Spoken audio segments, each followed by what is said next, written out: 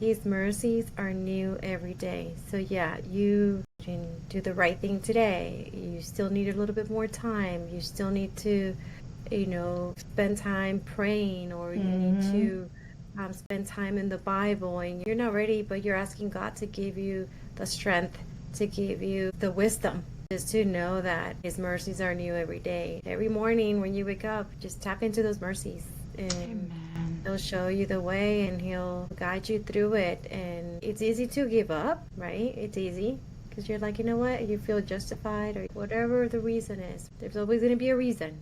Right? Always. But you just need to just be very intentional about your walk with God, and the fact that you want to change here in your life. Because trust me, being a believer and a non-believer, we're both going to go through the same thing. But the person that believes in God, they have a promise, and that promise is heaven.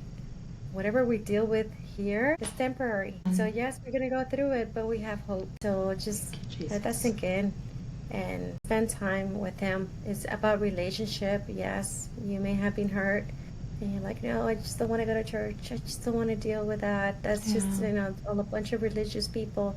No. It's not about religion. It's about relationship. Yes. And so once you understand that, then start building that relationship with God. Yes. Spend time with Him. Read the Bible. Pray.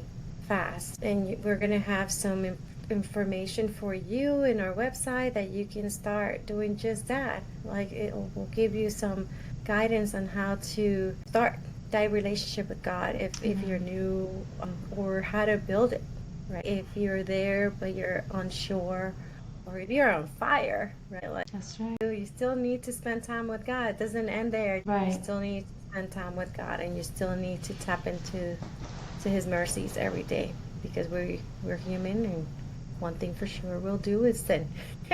But God. You said, Mara, that, you're going to go through stuff regardless, whether you're a believer or you're a non-believer, right? The difference as a believer for me is that we do go through situations, but we still have joy in our heart. I have joy. I go through the same problems, the same worries, the same situations, right, that everyone goes, not exempt from going through adversity and suffering. But the only difference, as Christians, go through it with joy, the feeling that trust and that hope, even in difficult situations. It's a beautiful promise to have that joy. Jesus never said you're not going to go through it. He said the opposite. You will have affliction. Yes. You will go through it. It's, but He's overcome the world. And that's the promise. That's the reason why we can go through life the way we do, with the joy and the peace that He offers, that sometimes we don't understand because it's inexplicable.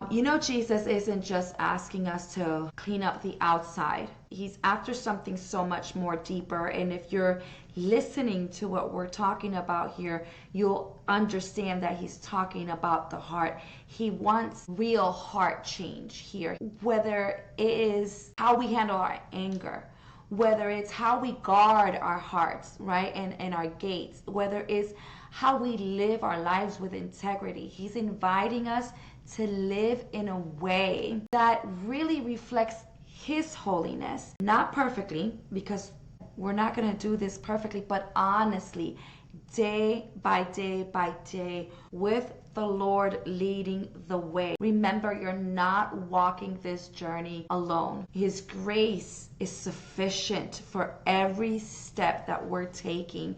And before we close, I just want to take a moment to thank you for being with us today. Thank you, Pastor Maria, for your wisdom, for sharing your heart with us today. It's been such a gift from God to hear you and to have you with us today. And I would like to ask you to please, if you don't mind, closing us out in prayer today for us and for our listeners.